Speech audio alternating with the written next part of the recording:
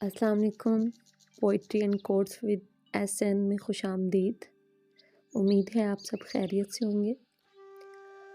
یہ نظم جو ہے یہ یونس بھائی کی فرمائش پہ ڈیڈیکیٹ کی جاتی ہے ان کی بیگم کو۔ تو یونس بھائی آپ کی طرف سے آپ کی بیگم کے لیے۔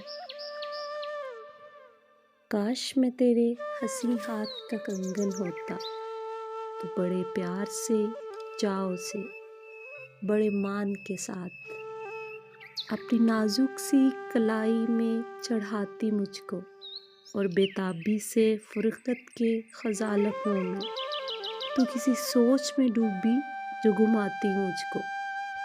میں تیرے ہاتھ کی خوشبو سے مہک سا جاتا، جب کبھی موڈ میں آ کر مجھے چوما کرتی، تیرے ہونٹوں کی میں حدت سے دہک سا جاتا۔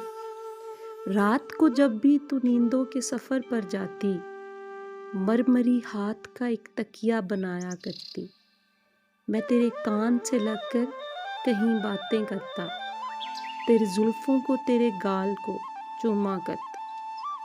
جب بھی تو بندے کعبہ کھولنے لگتی جانا، اپنی آنکھوں کو تیرے حسن سے خیرہ کرتا، مجھ کو بےتاب سا رکھتا تیری چاہت کا نشہ، میں تیری روح کے گلشن میں مہکتا رہتا۔